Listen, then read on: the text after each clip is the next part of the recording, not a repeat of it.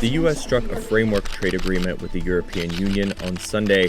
The deal, which comes after months of negotiations, imposes a 15% import tariff on most EU goods, which is half the rate U.S. President Donald Trump previously threatened.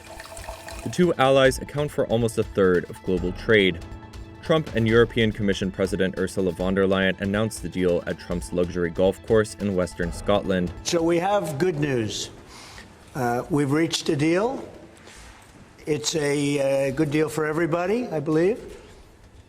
And I think you were saying this is probably the biggest deal ever reached in any capacity, trade or beyond trade. It is.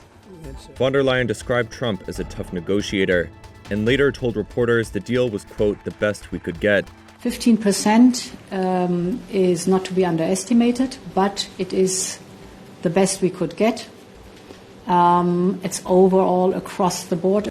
Trump said the deal calls for $750 billion of EU purchases of U.S. energy in coming years and, quote, hundreds of billions of dollars of arms purchases. A senior U.S. administration official told reporters on Sunday that Trump retains the ability to increase the tariffs in the future if European countries do not live up to their investment commitments. If all the details hold, it likely spells good news for a host of EU companies, such as Airbus and Novo Nordisk, as well as those in Germany's auto sector, which have been some of the hardest hit by the 27.5% U.S. tariff on car and parts imports currently in place.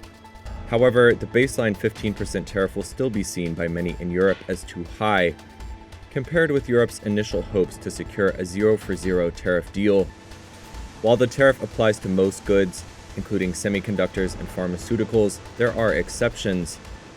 The U.S. will keep in place a 50% tariff on steel and aluminum, while von der Leyen said there would be no tariffs from either side on certain products, including aircraft and aircraft parts, natural resources, and critical raw materials. She said she would continue to work to add more products to that list, and that tariff rates on spirits were still under discussion, a highly charged topic for many on both sides of the Atlantic. The deal will be sold as a triumph for Trump, who is seeking to reorder the global economy and reduce decades-old U.S. trade deficits. He has already reached similar framework accords with Britain, Japan, Indonesia, and Vietnam, although his administration has not hit its goal of 90 deals in 90 days. After a months-long standoff, many may see the 15% tariff as a reality check on the aspirations of the 27-country European Union.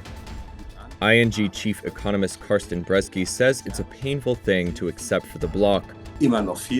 If there is a loser in these negotiations, it is more likely to be Europe, because the economic damage to Europe will be significantly higher than the potential inflationary damage to the Americans. Der inflationäre Schaden für die Amerikaner.